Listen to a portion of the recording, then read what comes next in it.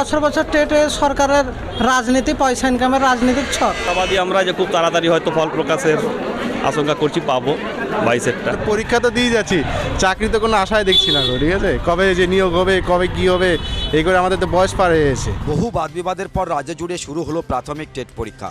রাজ্যের বিভিন্ন স্কুলে চলছিল এই প্রাথমিক টেট পরীক্ষা। মোট 3,09,054 জন পরীক্ষার্থী টেট পরীক্ষায় অংশগ্রহণ করে।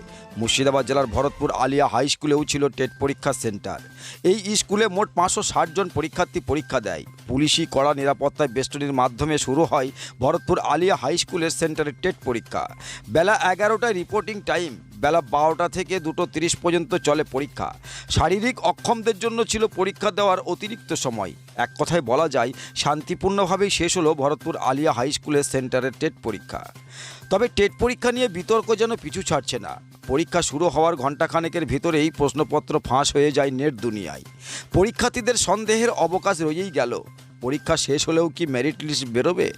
আদেও কি নিয়োগ ঠিকঠাক সম্পূর্ণ হবে, না আবার হাইকোর্টে মামলা দায়ের হয়ে ঝুলবে?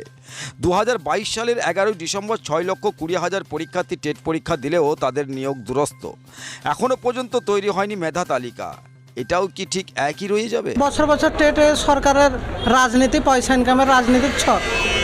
এগুলো রাজনৈতিক নেতাদেরই ফায়দা, তাছাড়া সাধারণ জনগণের জন্য কিছুই করা হয় না। এখন নতুন মমতাদের যাত্রাপালা শুরু হয়েছে, বছর বছর টেট, নিয়োগের কোনো নিয়ম নীতি কিছুই নেই। চাকরি পেয়ে মানে পরীক্ষা তো দিয়ে যাচ্ছি, চাকরি তো কোনো আশায় দেখছি না গো, ঠিক আছে? কবে যে নিয়োগ হবে, কবে কি হবে, এই করে আমাদের তো বয়স পার হয়ে গেছে। তাহলে কবে যে নিয়োগ করে, 22-এর এখন নিয়োগ হয়নি, 17 নিয়োগ হয়নি, এগুলো এখন 23-এ আবার পরীক্ষা নিলে এখন কবে নিয়োগ হবে আশা তো দেখছি না এখন, আদৌ কবে হবে। জানো এই করে করতে করতে আমাদের বয়স 60 বছর হয়েছে। 3বার দিয়েছি, এবার থেকে 3বার হলো। আপনি কোথায় থেকে এসেছেন? আমি ডোমকল থেকে এসেছি। আপনার নাম? আমার নাম আশিকুজ্জামান। আইন শৃঙ্খলা বজায় রেখে টেট পরীক্ষা হয়েছে, প্রচণ্ড নিরাপত্তার মধ্য দিয়ে টেট পরীক্ষা এবার সম্পন্ন হয়েছে, খুব ভালো। সরকারের উপরে তো পুরোটাই আমরা দায়িত্বশীল। এবার সরকার যখন মনে করবে তখন সেটা বিজ্ঞপ্তি দিয়ে হোক বা আর কোনো কিছুর মাধ্যম দিয়ে হোক বের করবে। তবে আশাবাদী আমরা যে খুব তাড়াতাড়ি হয়তো ফল প্রকাশের আশঙ্কা করছি, পাবো 22-এরটা। এবারের প্রশ্নপত্র গতবারের তুলনায় তুলনামূলকভাবে কড়াই বলবো। প্যাসেজগুলো একটু কড়া ছিল, বিশেষ করে ইংরেজিটা, বাংলাটা, এবং প্যাসেজের বাইরেও বেশ কিছু কোশ্চিন হয়েছে। আমার নাম আশিস গোস্বামী, ফারাক্কা। আমি বীরভূমে লাস্ট, মুর্শিদাবাদের লাস্ট, সেই হরিশপুর বাড়ি। কতটা আশাবাদী? আশা আছে, ইংলিশটা একটু টাফ এসেছিল এটাই। যেখানে 22 সালে যেখানে আপনার সেটার এখনো প্রস্তুতি হয়নি, মেধা তালিকা বের হয়নি, সেখানে এখানে কতটা আপনি আশাবাদী চাকরি সম্বন্ধে? আশা তো করছি, এখন ভাগ্যের উপরে নির্ভর করছে, বলতে পারছি না আমি। না। আপনার নাম? আসমা খাতুন। কোথা থেকে এসেছেন? আমি এসেছি হরিশপুর থেকে। তবে আমরা কি কোনো অংশে দায়ী নই?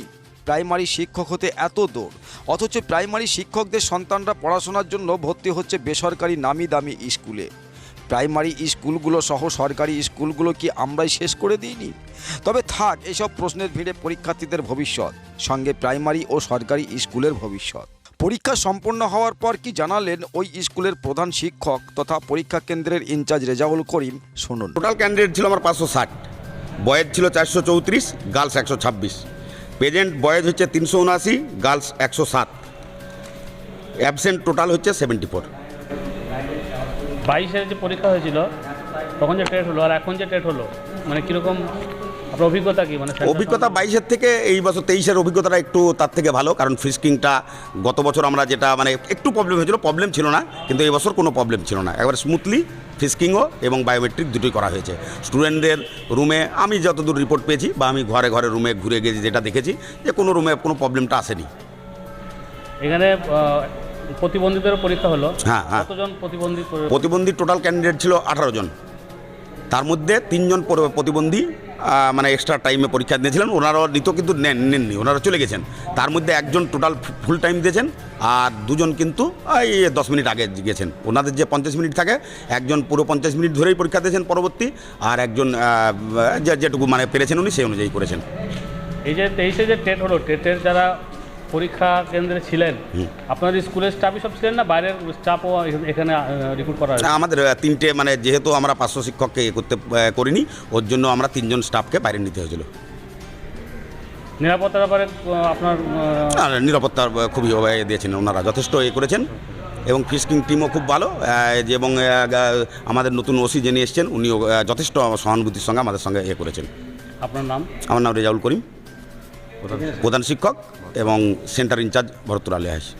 মোবাইল ফোনের জগতে একটি ঐতিহ্যবাহী নাম Roni telecom. Roni telecom, Roni telecom.